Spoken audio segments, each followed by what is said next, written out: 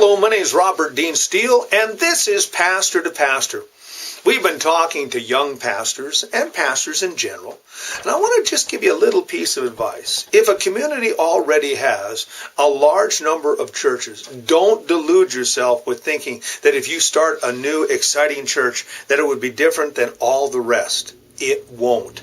People are people, and churches are pretty much the same, so don't flatter yourself. You say, wait a minute. I have the call of God upon my life. I am an exciting individual. So I'm going to have this new exciting church and everyone's going to come to me and I am going to just present them a unique perspective in the gospel of Jesus Christ. Let me just remind you of one thing. Personality does not win the day. The call of God wins the day.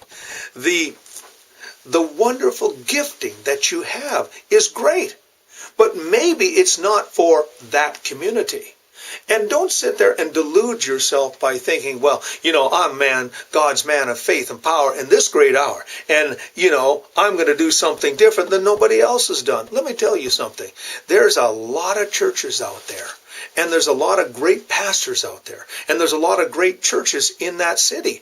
And what you need to do is examine the call of God. I have planted 2 churches in my day. And when I went to the communities, I was asked to go to those communities by a particular denomination, by a particular group. They said that they had a group of people. And so I prayed about the situation and then went and did a survey and did a demographic on that community and said, yes, I think we can do something in that community. But I also have turned down situations because the simple fact is that I wasn't the individual to do it. So what we need to be very, very wise about is making sure that the church, whether we plant a church or we're going to a church, is the church that God wants us to be and God wants us to be part of. Because otherwise, and I always find this fascinating about pastors. And I'm not trying to be critical in any way.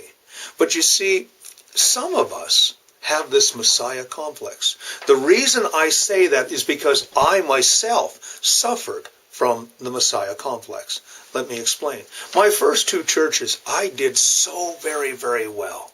And God really blessed. But then there came a situation where I got stomped into the floor. And I said to God, God, I'm being used by you. Why is this happening? And God said, because you become proud.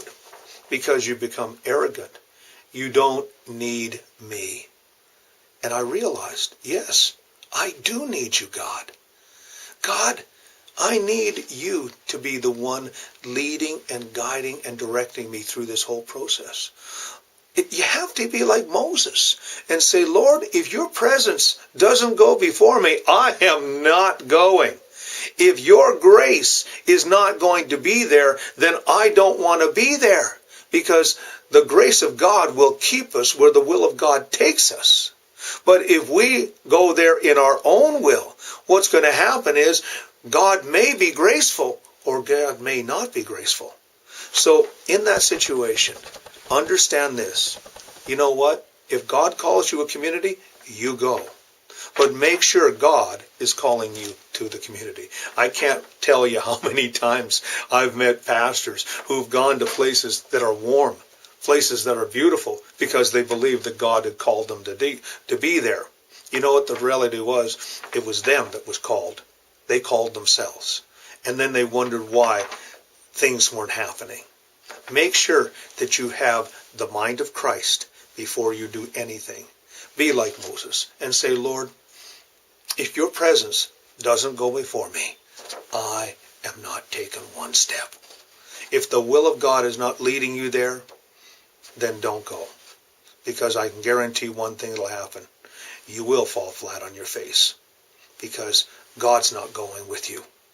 You're going there by yourself. You need God. You need everything that God has for you. God will lead you. God will direct you. God will show you. All you have to do is be open to Him. My name is Robert Dean Steele. This is Pastor to Pastor. You have yourself a godly day.